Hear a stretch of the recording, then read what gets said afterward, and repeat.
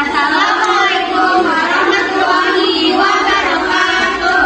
Kami dari kelompok 3 Tugas Bahasa Indonesia. Nama saya Alami Fakultas. Saya Syara Delita. Saya Sirata Natasha. Saya Emilia. Saya dari kelompok 3. Kami di sini akan mempresentasikan materi Bahasa Indonesia berjudul Syarat Lamaran Kerja.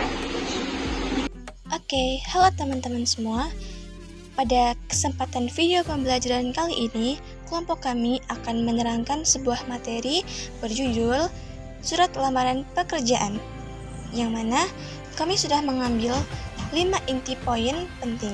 Yang pertama, 7 jenis surat. Yang kedua, pengertian surat lamaran pekerjaan. Yang ketiga, cara penyusunan dan 2 macam cara penyusunannya. Yang keempat, kriteria surat lamaran pekerjaan. Dan yang kelima, isi sistematika surat lamaran pekerjaan.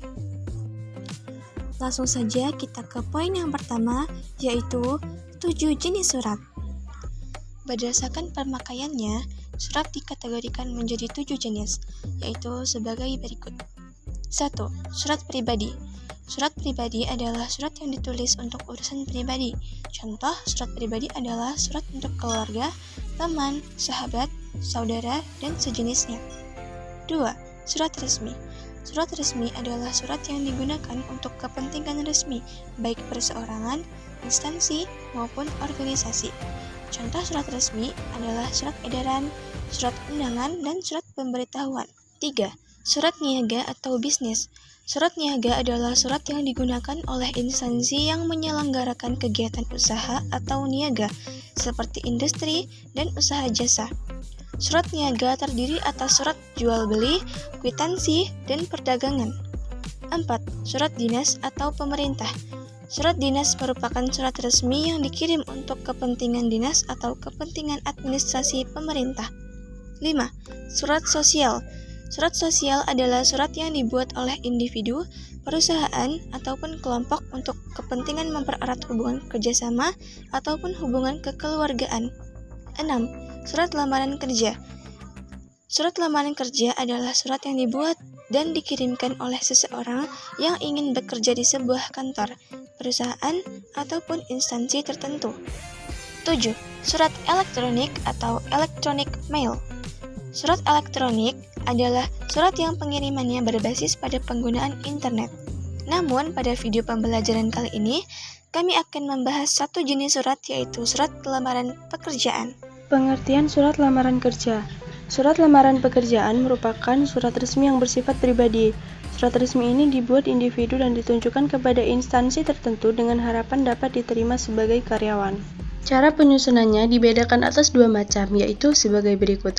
1. Surat lamaran pekerjaan yang digabungkan dengan riwayat hidup atau model gabungan. Dalam cara ini, riwayat hidup termasuk isi surat lamaran pekerjaan digabung. 2. Surat lamaran pekerjaan yang dipisahkan dengan riwayat hidup atau model terpisah. Dalam cara ini, riwayat hidup merupakan lampiran. Penulisan surat lamaran pekerjaan harus memenuhi kriteria berikut. 1. Surat lamaran harus ditulis oleh pelamar pada kertas yang berkualitas, baik pada kertas bergaris ataupun tidak. 2. Surat lamaran sebaiknya ditik pada kertas HVS 70 gram dengan spasi 1,5. 3. Penampilan surat lamaran harus rapi tanpa coretan atau koreksian. 4. Isi surat lamaran harus menggambarkan sikap keoptimisan pelamar. 5. Isi surat lamaran tidak bernada memelas atau minta dikasihani. 6. Sapaan yang digunakan adalah bapak atau ibu.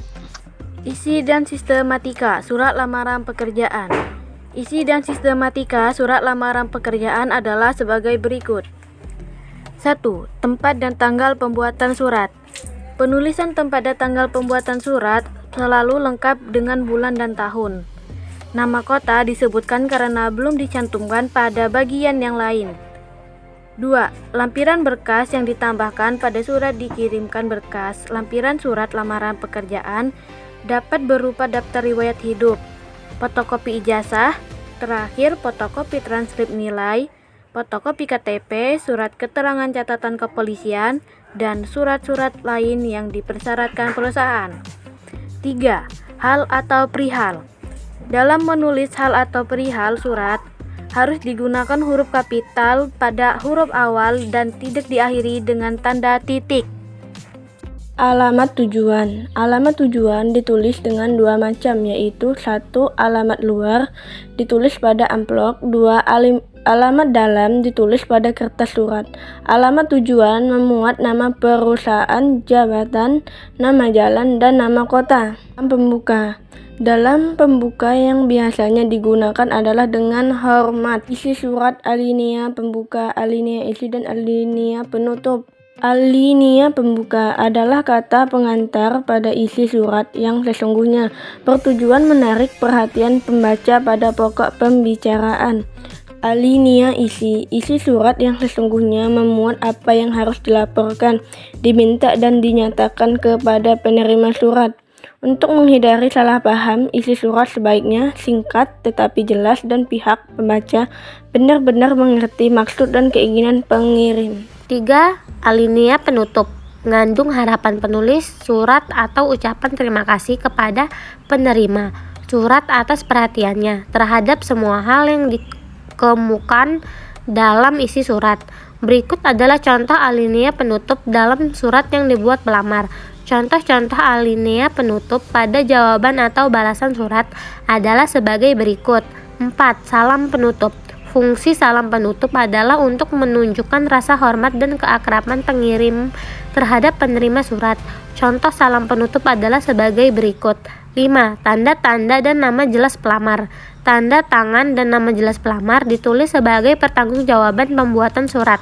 Untuk mendapatkan susunan isi surat lamaran pekerjaan yang baik dan menarik, perlu diperhatikan hal-hal sebagai berikut. 1. Tuliskan secara jelas keahlian yang dimiliki pelamar atau tentu relevan dengan posisi yang ditawarkan untuk menambahkan nilai jual pelamar.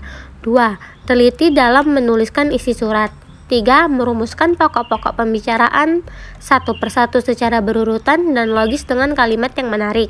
4. Menghindari penggunaan singkatan. 5. Gunakan bahasa yang formal dan baku. 6. Mengikuti pedoman penulisan ejaan bahasa Indonesia. 7. Menghindari istilah-istilah yang tidak biasa digunakan, terutama istilah asing. Baiklah teman-teman semua, mungkin cukup sekian materi surat lamaran pekerjaan yang kelompok kami sampaikan. Mudah-mudahan dapat bermanfaat untuk teman-teman semua. Terima kasih atas perhatiannya. Kami akhiri. Wassalamualaikum warahmatullahi wabarakatuh.